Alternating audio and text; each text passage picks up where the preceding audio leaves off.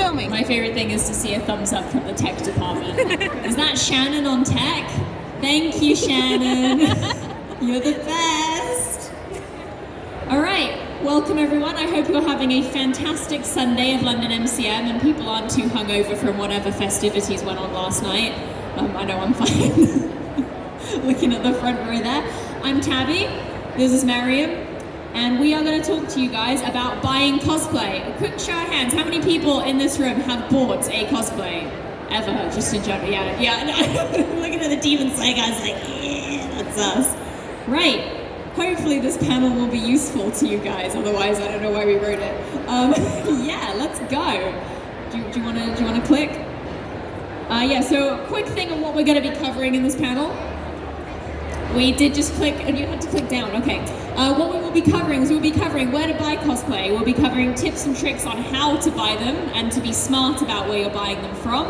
We'll talk about how to measure yourself accurately, so when you buy them you are making sure you're getting the right size, how to do alterations and additions, and then we're going to talk a bit about fast fashion and sustainability, which is something that's very, very important nowadays, especially important with how many new shops are coming up and giving us the option to buy cosplays. Right, so let's start with the basics. Where can you buy cosplays? While you can buy them in person at conventions, the normal place where you're going to find cosplays is online. So you can find them on marketplace websites like eBay and AliExpress, Taobao agents like Cosplay Beaner. So basically Taobao is like the Chinese version of eBay, but you have to be in China to use it. So other websites like Cosplay Beaner or AliExpress will actually act as middlemen. So they'll sell the Taobao brands, but you don't have to buy it from China and then work out how to ship it to yourself. Also, there are dedicated cosplay shop websites. So just to name a couple of brands, things like Uwowo, Doki Doki, Easy Cosplays, Mick Costumes, Cosplay Sky, like there are so many of these. The majority of these are also resellers from Chinese brands, but some of them, I think like Easy Cosplay, do have their own branding and things like that. So there's a lot of places you can get things from. Neither one is going to be superior to another. It's what kind of costume that you're looking for. Other places you can get costumes from, you can commission people. A lot of cosplayers will, who do commissions will say that on their social media. So if you follow people's Instagrams or Twitter, they will say commissions open or message me for commissions, things like that. There's now upcoming websites. One of my friends made one called Cosmosi, which I've listed up there. This website is designed for creators to actually make a portfolio of their work so that you can then go on and search by commissioners, search by region, type of costumes, and find a commissioner that can help you with your project. Or if you're looking for a commissioner, you can post yourself on it as a cosplayer and say, you know, I'm looking for someone to do X, Y, or Z. Marketplace websites, again like eBay and Etsy, are also going to have special shops on them as well as ready stock. So that's the thing to be careful of. You don't want to buy a costume and then the person turns around and goes, cool, that's going to be 12 to 16 weeks for me to make this for you, and you thought it was going to arrive in a week because you thought it was in stock. So just make sure you're aware of that as well. So finding the right cosplay for you. Reviews are your best friend. Just because a website looks legit, obviously it doesn't mean it is legit. And what I found really useful is actually websites having their own review section. So recently I bought a Genshin Impact costume from Doki Doki, and I'd never seen them in person because like this was like as we were coming out of lockdown. I was like, is this costume any good? Like, is this worth getting? And one of my main issues was I was concerned about sizing. And the website actually just had a lot of people who bought the cosplays from them taking very detailed close-up pictures of every part of the costume and saying, you know, I'm 5'8" and I weigh this amount, and I actually found that the medium fit perfectly and things like that. So those reviews are your best friend, which means if you buy a costume, you should also be that person who leaves the review to help other people. Trustpilot is definitely your best friend. We love Trustpilot. And a lot of times you get people who do unboxing and review videos on YouTube, which normally have like really annoying music to them, or people who are just way too energetic for whatever time in the morning it is, but they give you a picture and they give you a video of what the costume looks like. So if you're ever not sure like which brand you want to get or what size you need, go on YouTube, because that's another great place to do it. I'm sure like Instagram Reels and TikToks has it as well, but I'm not going to touch TikTok with a 10-foot pole, so I wouldn't know, but I'm sure it's there. Yeah, Shannon's like, yeah, it's there. But yeah, reviews are really good. I really like getting wigs off of AliExpress because they're cheap, and I'm going to PVA them to hell anyway. And I find that like I get them from places that have reviews that have pictures on them. I will never buy a wig that doesn't have a picture review as part of it, because then you know exactly what you're getting. There's no surprise when it shows up and you're thinking, great, I wasted 20 quid on this. Because we don't want to do that. So the other thing to be aware of is you need to be aware of stolen stock photos, and this is something you're going to see a lot. You'll go on eBay, you'll type in like, oh, I want a wig for Venti, and you'll get 800 listings with the exact same picture.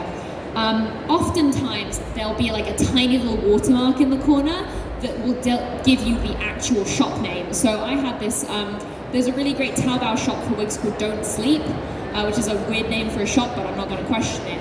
And I kept seeing their stock photo wigs on eBay, and I was like, that's a lovely wig, I want that. And I ordered it, and I was like, this is not that wig, I have been bamboozled, oh my goodness. And I ended up just looking in the corner and going, oh, hold on, the watermark doesn't match the shop name, I'm just dumb. And then I ended up finding their shop and buying from them directly, and that just worked a lot better. So definitely, like, just because something looks good in the stock photo doesn't mean that's what it's going to look like. Again, reviews help with this a bit, but also you can use the stock photos to your advantage.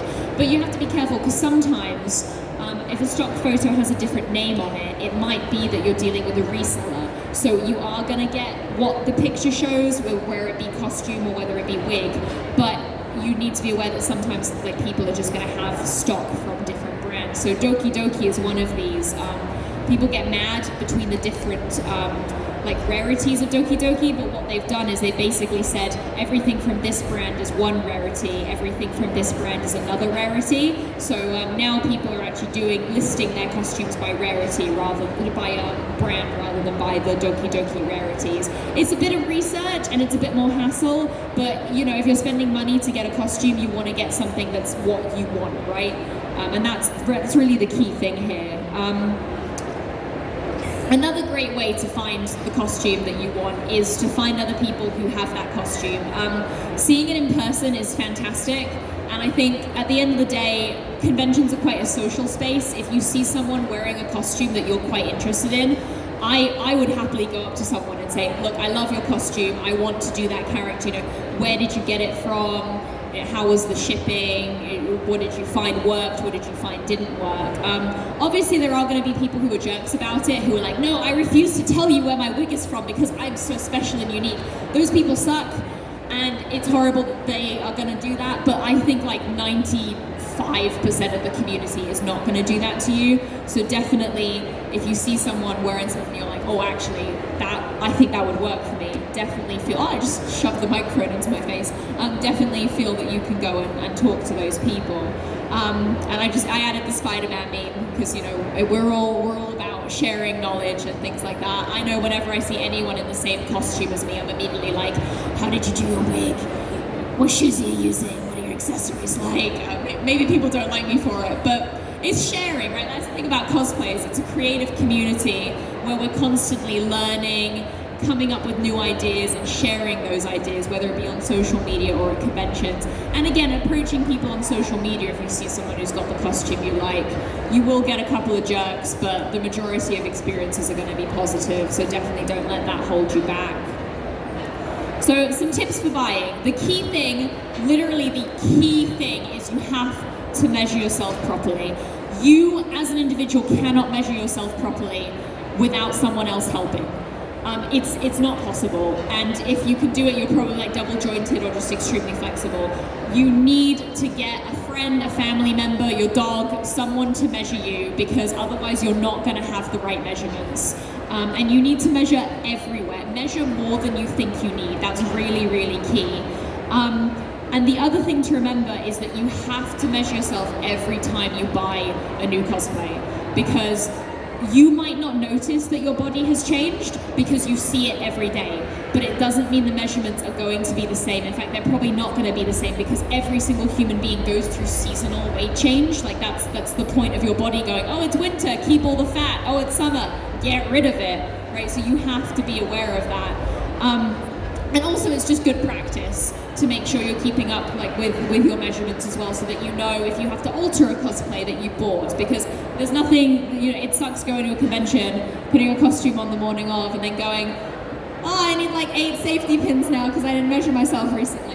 This one yesterday. And like I've done it before as well. Or the other way, you just need to make sure that you're keeping up to date with that, and it's going to help you so much. It's going to help you so much. I have a little notebook where I keep all my measurements in, and my mum, who likes to buy me cosplay as well, also has a notebook with my measurements in that she updates every time she sees me, so she can buy things without like telling me. And then I surprise Christmas cosplay, I'm like, what is it? We just don't know. Useful stuff. So things to remember. This is something that's come up very recently, especially because we're still dealing with a lot of like backlog from COVID, or like factories not having the same output as they had before. All costumes are going to take time, whether they're pre-order or not. They are going to take time to be made, and they're going to take time to be sent to you.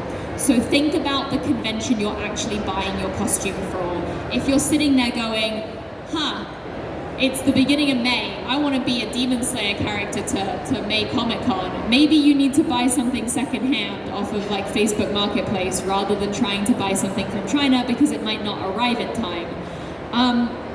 And the other thing is like dealing with customer service. Like, yeah, it can be really frustrating when you order a costume and some parts of it are missing or some parts of it are broken. But the key thing to remember is that like when you're talking to customer service, you're still talking to real people. I see so many people like getting really mad at customer service people because something's missing in their costume. They'll send it to you. Just send them an email, show them what's missing, and they'll be like, yep, we'll send you a replacement. I've never had an issue with getting the replacement piece sent to me. One of my Genshin Impact costumes didn't come with like the belt accessories, and I just sent them a picture of what I was missing, and it came like 2 weeks later. They are still people, and also customer service really can't help you with a delay in pre-order and things like that. So you can contact them and be like, hey, where's my cosplay? But there's no point getting mad at them because they can't do anything. They're not the ones making it. The key thing to avoid for that is to make sure you know what the pre-order schedule is before you actually buy the cosplay. Just send them a message like, hey, I'm interested in this costume, it says pre-order, what's your processing time? Normally the processing times are actually listed on the pre-order, so they'll say, oh, expected November 2022 or something like that. Just use that information. If it's not there, ask for it so you're not disappointed and you're not stressing out the customer service people who are trying to translate their things back into English. And also, purchase securely, so avoiding scams and things. But if you're researching your website, you'll be mostly okay with that. So the next part is going to be making the costume work for you. So you got your costume, you're ready to go. You put it on and it doesn't really fit properly. The key thing is, number 1 rule, please try on your costume before you get to the convention. Sometimes it's super exciting. You're like, oh, my costume arrived. You shove it in your suitcase, you get to the con, you haven't looked at it, you haven't even taken it out of the bag. It's never going to go well. It's really not, because there's always going to be something you have to do. Everyone's bodies are different, and a lot of these bought costumes are made to a standard size. You are not going to need the same standard sizing as everyone else. So even if you buy something that is to your exact measurement, you can't guarantee that it is going to still fit exactly how you want it to. So give yourself the time. That's really the key thing with a lot of this, is give yourself the time to make sure you know what you're doing. And there's a lot of alterations you can do. So we're going to start with easy mode alterations. This is my Genshin Impact costume that I bought. I was like, I'm going to get the size medium. And then the trousers were like absolutely massive on me. And I thought, my sewing machine is not going to sew through this because I have the budget sewing machine from Hobbycraft. Love it very much. Thank you, sewing machine. But it's not going to sew through the fabric layers as well as the Velcro. I know it's not. So I just got sticky back Velcro from Poundland, cut it, shoved it on the thing. It's been on there for a couple of months now, hasn't budged. Yes, I like that. And it just makes the trousers on the costume fit.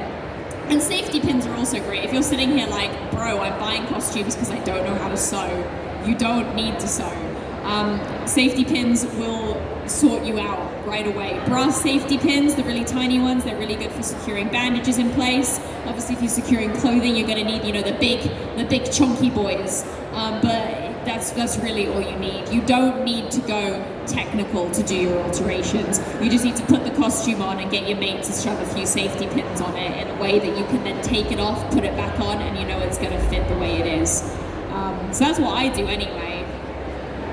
And then this bit is if you do know how to sew and you just don't, you've bought your... No, thank you. You've bought your costume maybe because you don't have time or whatever. So if you do know how to sew and you have an issue that can't be solved as easily as sticking on Velcro, like this Kazuha costume that I bought, so this came and it was really weird, the sizing, because the trousers in the lower half of the outfit fit perfectly. It was great. I'd measured myself properly, it was fine. But for some reason it was like they'd assumed my body was like this instead of like an actual body shape. So the rest of the top sort of didn't follow through with the shape it should have been. So I had to do quite a bit of sewing on this to get it to sit in a way I was comfortable with. Because then also on top of that, getting the collar to sit right is important for me because I'm Muslim and I don't like it showing too much skin. So it was like, right, I need to do something here, or I just, what I ended up doing was I took a lot of fabric out of the sides and then put upper back darts on. Darts are your best friend. If you don't know what a dart is, there's like 500 YouTube videos that are really great and explain it a lot better than I could do right now in less than 30 seconds. So like, it's basically a way of shaping fabric and making sure that you are taking out more fabric where you want your fabric to sit 3D and less where you want it to bend together.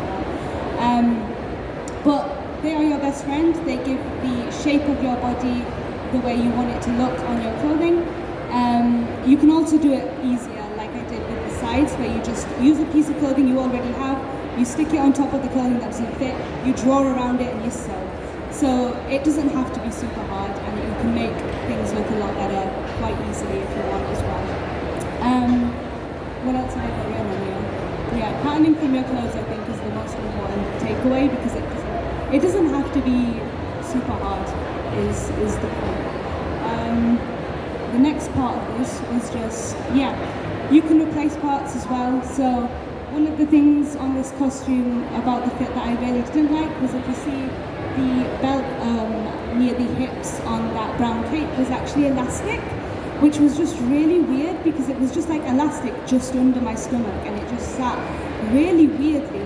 So I replaced that with just some scrap like fake leather that I had, and it just sat so much better. So again, it's about your comfort levels. Like, I didn't want elastic on that part of my body, so I just took it off and stitched that on. So if you can sew, there's a couple of other things you can do. If you can't, easy mode is totally fine. So I'm on that side. So yeah.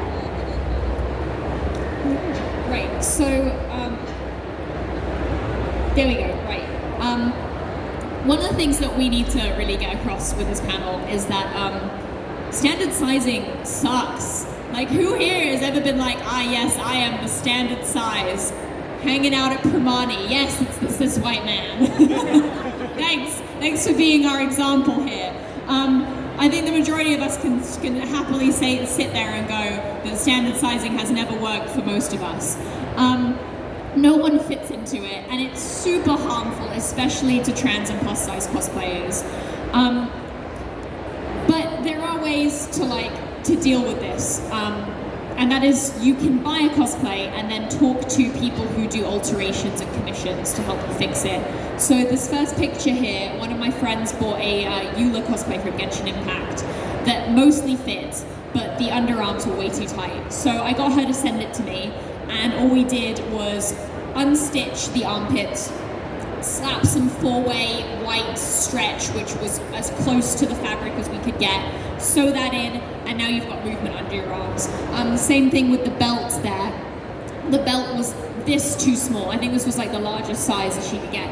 It was just that tiny bit too small, so we just shoved a bit of Velcro on. But that's difficult, right? Because then the onus is on the cosplayer to actually find someone who's willing to do it because they want to, or find someone who's willing to do it because you're paying them. And that really, really is, it's not the best feeling in the world, and it's something that I'd like to see people who are selling cosplay do more of, either offer commissionable sizes for all of the cosplays that they make, or to actually just make bigger sizes. Because, you know, I bought a cosplay recently where I could have fit into the XS, the S, or the M if I really wanted to, and I went for the S because I thought this was closer to my measurements. But I don't need 3 sizes to fit me, but it would have been more beneficial for them to go up higher than the XL rather than have 3 sizes that were basically all the same. And that's something, I don't know how we push for that, but it's something that we definitely should push for. The other thing is that a lot of these bought costumes have very complicated attachments on them, which is a big accessibility issue for cosplayers with disabilities. I know, like, a lot of people complained about one of the newer Genshin Impact cosplays because no one could put it on. So the people who made it had to release a video of, like, how to put this costume on, which, like, that's so funny, people don't know how to put the costume on. But if you're able-bodied, okay, you struggle for a bit and then you work it out. If you're disabled and you physically can't put the costume on, you've just spent that money and you can't do anything with it without altering it. And that sucks, that super sucks. It is a drawback and a criticism. I don't know what we do to fix that problem, so if anyone has any suggestions, I'm all ears, other than, you know, generic complaining. Love a good bit of a complain.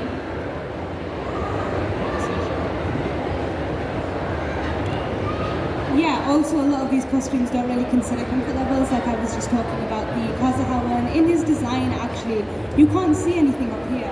But when the costume arrived, suddenly they decided to do it quite like low cut. And it was like, why would you do that? Why would you do that? And also, why would you not put pictures up of the fact that you've done that? So yeah, sometimes you need to think about that as the cosplayer, then you need to figure out what you're going to do to fix it. So comfort. Comfort is a big thing. How many people are sitting here like, wow, my feet really hurt from walking around for like 2 days straight? Yeah, everyone's like, yeah, absolutely. Obviously it sucks being in an uncomfortable cosplay. So one of the things to think about when you buy your cosplays is this attachment really gonna suck halfway through Saturday of London MCM? So a lot of the bought cosplays come with attachments that don't really work for a full day of a convention. It's fine if you're doing your little 2-hour shoot in your bedroom. But consider changing these for something else. So a lot of new costumes will come with bow attachments or safety pins.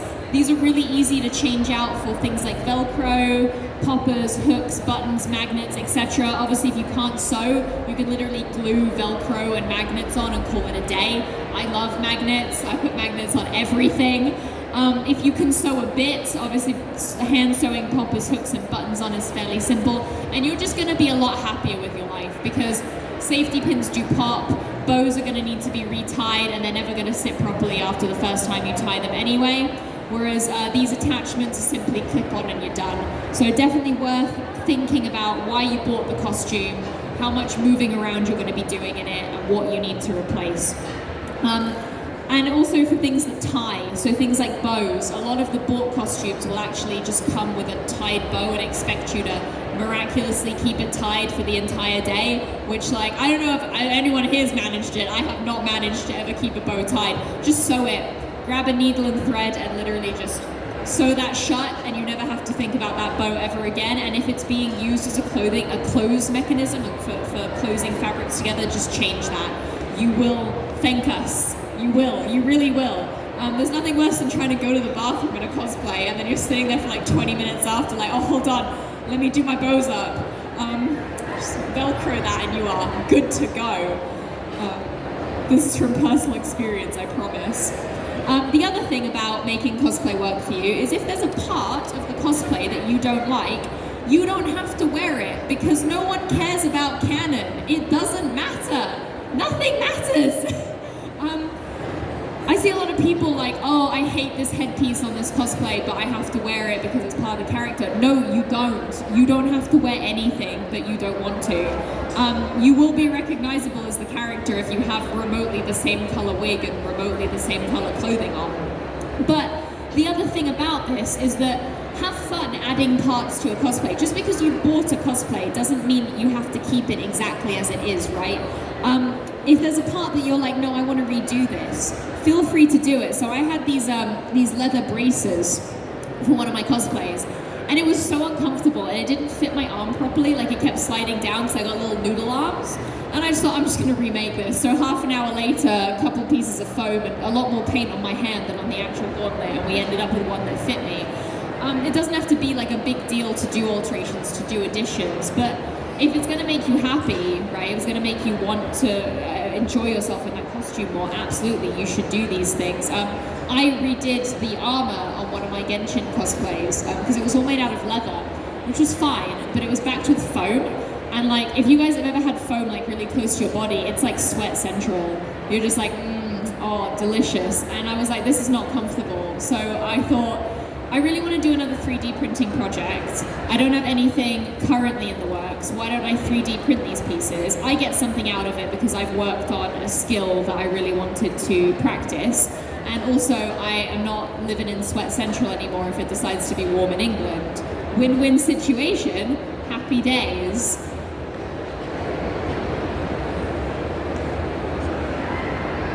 All right, hello. So we can't really talk, I'm going to bring this here because I can't see very much in these contacts.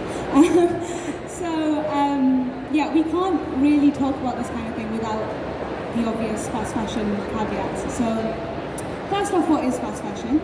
In case any of you have never heard of this term before, it's essentially what we call this trend that we have in modern fashion, where things that are seen on celebrities or seen on the catwalk are immediately in high street stores, people are buying them, and then within a few months, max, all of the trends have changed and all of the high street stores are stocking new clothing already. So that's what we're talking about when we talk about fast fashion. It's really harmful in a lot of ways, which I'm going to go over in a second. But before I do that, before I start my fast fashion is the worst spiel, I do want to make it clear that this isn't designed to make you feel guilty for shopping at Primark. Like, that's not the point. The point is it's a whole social infrastructure, and the whole way that our society is constructed right now just supports this, and it's really hard as a consumer to do anything about it. But it's not hard to be informed about it, which is the point. Can you do the dialogue? Thank you. So yeah, it's harmful in a lot of ways, and I think most people are aware of some of those ways that it can be damaging. Like, you think of kids in factories or whatever, but it's a lot broader than that, which is what I'm going to take you through now. So we're gonna go through the life cycle of a piece of fast fashion clothing now. So we start off with the fibers. So you can't even think about making a shirt or whatever unless you have fabric, right? And you can't have fabric without having the fibers. So this is just an example. Cotton takes just 1 kilogram of cotton takes 8,000 liters of water to grow. So that on the left there, that's the fourth largest, well, it was the fourth largest lake in the world. It's called the Aral Sea. It's between Kazakhstan and Uzbekistan. And it's actually now looks like the picture on the right. What happened was they started draining tributaries that were feeding into the lake to water these cotton farms, and within a few decades, the entire ecosystem of fish and animals and wildlife was just gone. There was a fishing village near here. They can't do anything anymore, right? It's wrecked the community, it's wrecked the ecosystem. But okay, we've got our cotton plants. Now what? So now we need to process that into an actual fabric, right? So here is an example of how that can be harmful.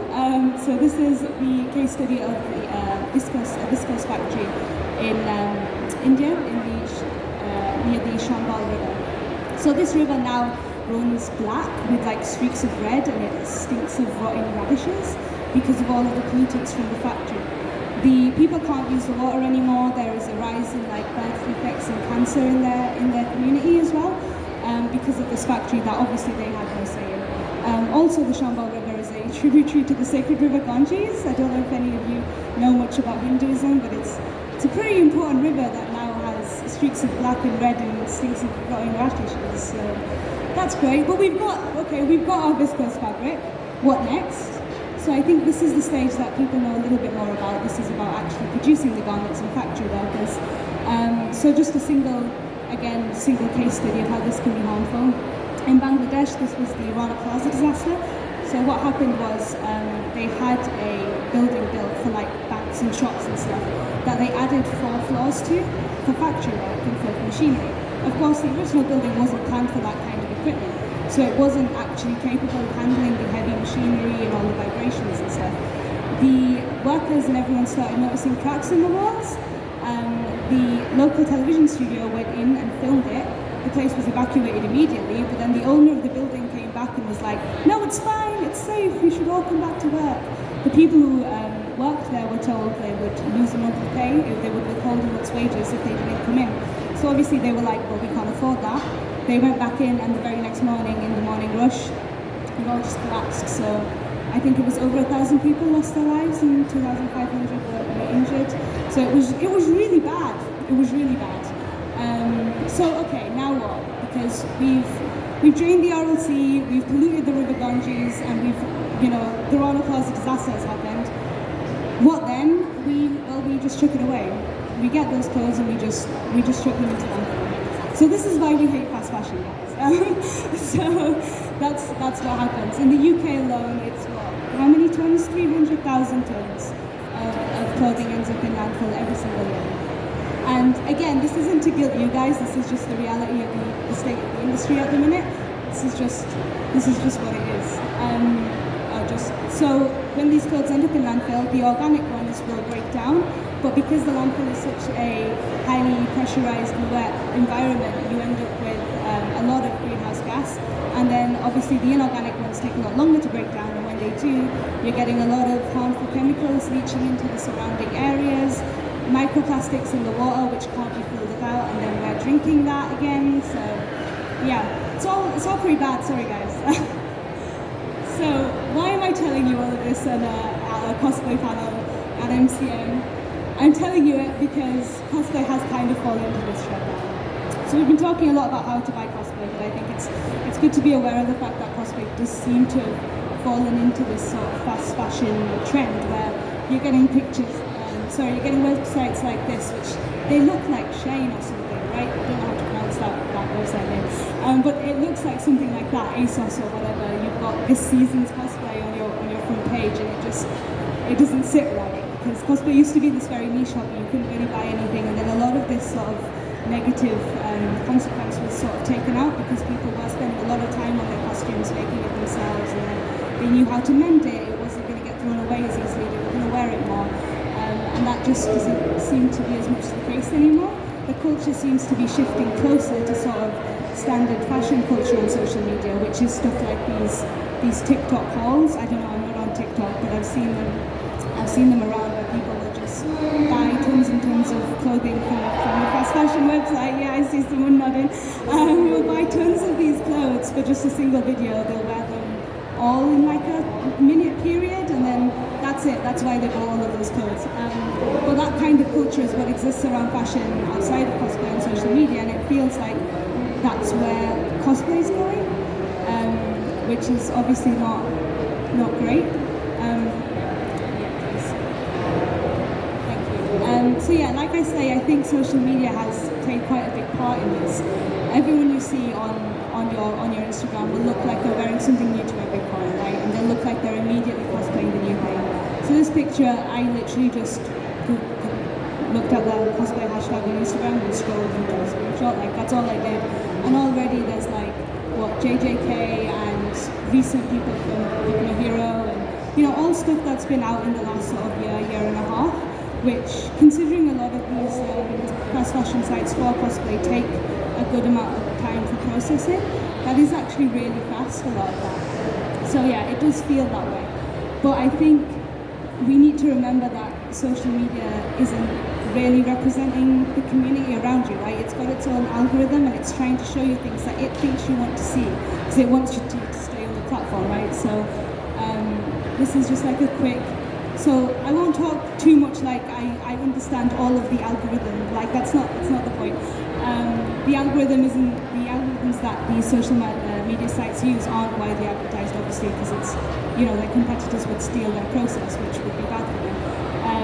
But as users, people have kind of figured out the things that influence what people see, and a couple of things that show up a lot is interest and sort of the timeliness of the post. So if you as a user are interested in a particular topic, Instagram is more likely to show you a post about that topic. Same with timeliness. If you are on Instagram fairly often, it's going to prioritize showing you newer posts because it wants to make sure you're seeing new content, right? And it wants you to stay on its platform. What this does though is it creates this really biased image of the community. So if you're looking at loads of memes of a new anime you're watching, it thinks, oh, you want to see this new anime? Oh, well, you like cosplay too, right? Here you go. And it's showing you all of these new cosplays of all of this new content, and it looks like that's all people are doing, when that's just, I don't think that's true. When you come to a con and you look around, that's not what you see. But social media can make it feel like that, and you end up with a self-fulfilling prophecy where everyone thinks that's what everyone else is doing, and then everyone's just buying new costumes all the time, which isn't sustainable in any way, like for the planet, but also just for like you and your mental health. Like, that's just a lot of pressure to put on yourself. Yeah, that's the next slide, right? So our top 3 tips over here. Always keep your hobbies within your budget. Like, don't feel like you do need to keep buying these new costumes all the time. Like, it's not, you don't have to do that. Buy what you want, take your time to make it into something you like, and wear it as long as you're happy wearing it, right? You don't need to do that. Prioritize your mental health. Like, it's not putting pressure on yourself because of social media expectations is just, it's not a good thing to do, right? And then, of course, there's no period of relevancy for any of these things. As long as you like it, it's relevant. How old is our fly? I don't know. The costumes we're in right now is a Yu-Gi-Oh series from like a long time ago. We've been doing Yu-Gi-Oh all weekend. We've been so much Yu-Gi-Oh. As long as you're having a good time, it's a hobby, right? That's what it's about, and you shouldn't let yourself be influenced by what you think the rest of the community expects of you. Nobody cares. Everyone just wants you to have fun. So. And the key thing is then, what can you do? You want to buy cosplays, like no one's going to judge you for that, but also how can you do it consciously and making sure that you're happy with what you're doing? So a bit about sustainability. Buying cosplay secondhand is great. People will sell things that they don't want anymore. You can buy cosplay secondhand from social media. I see lots of people do sales on Instagram, on Facebook Marketplace, on Facebook groups as well. Bring and buys at conventions. I know MCM doesn't do a bring and buy, but a lot of smaller anime conventions especially will do bring and buys where you can just bring the costumes you don't want, sell them for whatever you want. If someone buys it, great, you've gotten some money back and someone's gotten a new costume. Swap meets and trades, these are really common in like the Lolita and like ball jointed doll community, where they are something that you will have at conventions or at cosplay meets and things. Maybe you don't want to sell your costume, but you're like, I'd like to trade it for a different size, or I'd like to trade it for a different character. You will find those. Depop, I've never used it, but I know a lot of people do also sell their stuff on Depop. The key thing is, if you're not using it, don't throw it away. Sell it, trade it, or pass it on. This is a cosplay from Fate. I bought this from a friend secondhand. I really wanted the costume, but I didn't want to buy another new costume because I just kind of felt not great about it. And she was like, oh, I'm selling this. And I was like, give me the costume. Great costume. Thrifting is another really great thing you can do. Make costumes out of things you already own. Obviously, if you're buying costumes because you are not crafty in any way, this does not apply to you. But you can, find pretty good things in a thrift shop. So my Danganronpa cosplay there was my school uniform from when I was like 12 years old. I think I kept it because it was a really awesome school uniform, and I was like, I will have a use for this. A couple years later, I was like, oh, I have a use for this. My Jack Frost cosplay there, the staff was made out of a tree branch that my mum took from someone's garden while she was walking the dog. There was a big storm and she was like, oh, a Jack Frost staff, brilliant. You can find these things. Oh, and that one in the top left, that's from my, I was on a thing, Such Please, and one of the targets that we were being judged on was sustainability. So I just went out and I got like curtains, I got loads of stuff from like charity shops and just sort of used it all, right? Because the point is extending the life of that fabric and extending the life of that garment, and as long as that's what you're doing, then that's better, right? Yeah, so going off of that, the key thing is don't throw things away. If you can't sell it, or maybe you don't want to sell it, you want to fix it, you can mend things. I don't know if you want to talk about that. Yeah, so there are several visible mending techniques that you can see on the side here. I think we're really running out of time, so I'm not going to go over them. there are ways to fix things. Yeah, and a lot of very useful tutorials on YouTube about these kinds of techniques that can look really cool as well and add character to your clothes too. Yeah, one of the things with cosplay is that like it's really nice to have a cosplay that's really shiny and new, but the reality is if you're a character who, I don't know, is jumping between multi-dimensions, having a bit of a rip on your costume and then going, yeah, I'm just going to patch that, it adds character, right? It's nice. Think about if you have to repair something, don't think of it as a negative, right? Don't think of it as, oh, I've got to make this look good. Think of how you can incorporate it into the design as well. You don't have to make all repairs be invisible. Yeah, cosplay is quite a creative hobby. I think a lot of us who do it are creative, and like that kind of thing can be really fun. But again, these are tips that are applicable to fast fashion. And the key takeaway with all of this is that you don't have to buy everything new. You don't have to throw things away, and also you don't need a new outfit every con. You really, really don't. Go to a con and have fun. If there's a costume that you're like, wow, I really want to do this, do it. But don't feel that you have to bring a new costume to every single event, or that you have to do a different costume all 3 days of a con. Obviously, if you're sweating in it, wash it and then re-wear it. But it doesn't matter. No one is going to judge you for wearing a costume 3 times in a year, or 3 days in a row, unless you haven't washed it. And if they do, those people are not worth associating with. They just genuinely aren't. And cosplays do last a really long time. My new favorite example is back in 2013, I made a Magi cosplay because I love Magi. And about 2 weeks ago, I was like, hey Mariam, do you want to watch Magi with me?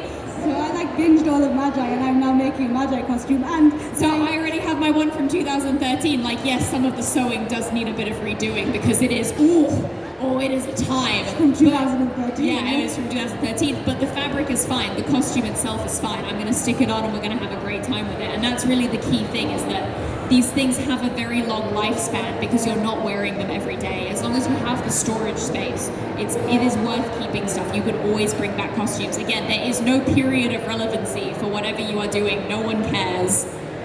It's all about having fun and making sure that like you having fun and your mental health is the key thing that is important here. Yeah, absolutely. So I think we do. We made it. We did make it. We do have some time for questions. So if anyone has any questions for us, I see a couple. I see there's one in the back over there. I'm gonna hand you a mic.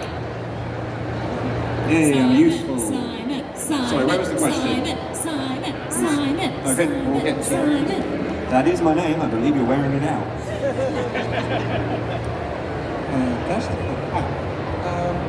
So I just bought this cosplay complete for the first time. I couldn't really find any washing instructions on this or on the website. Like, do you have any general directions for that? Did you hear that? Yeah, washing instructions, right? Yes.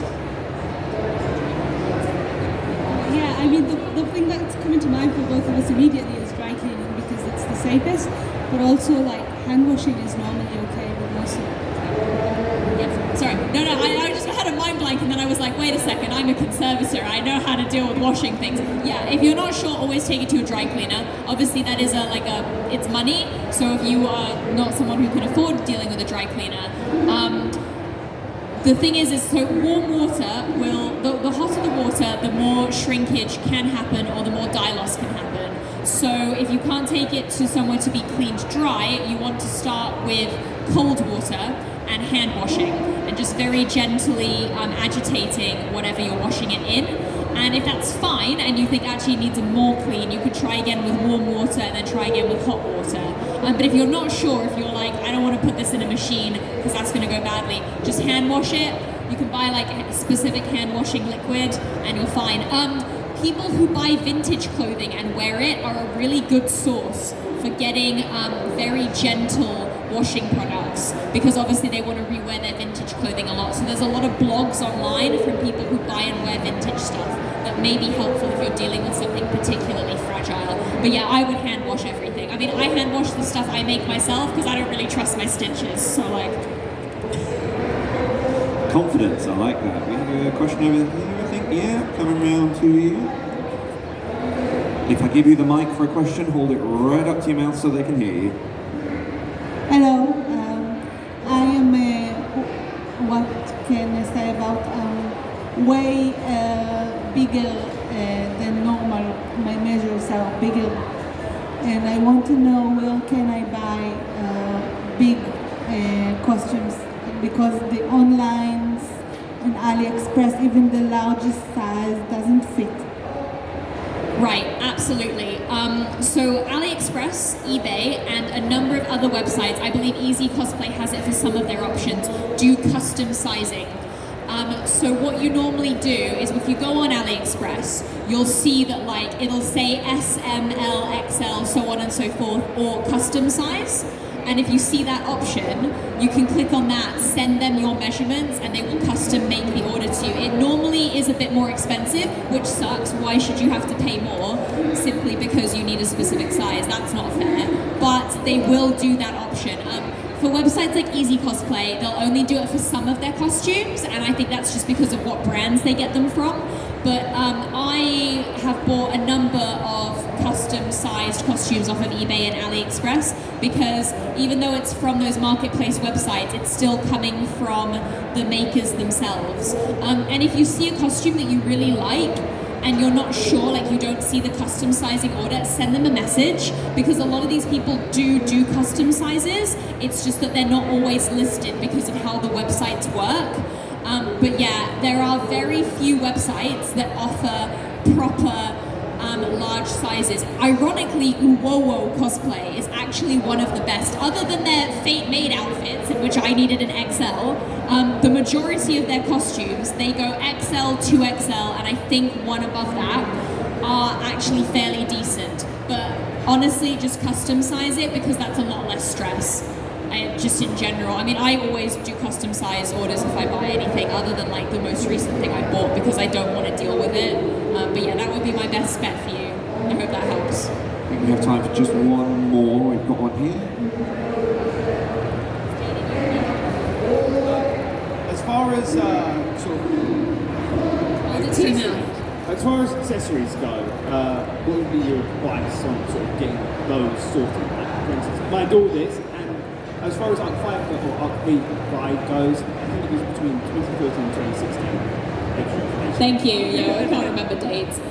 Yeah, accessories. So a lot of cosplay websites do sell accessories. They tend to be foam, and the shipping tends to be extortionate because you're buying a spear or a bow from China. And obviously, even if they can make it cheap, it's going to be in a massive box. So a lot of the, like AliExpress and eBay and those kind of places will have props. But also think about commissioning someone local to you. There are a lot of foam smiths or people who do 3D print commissions.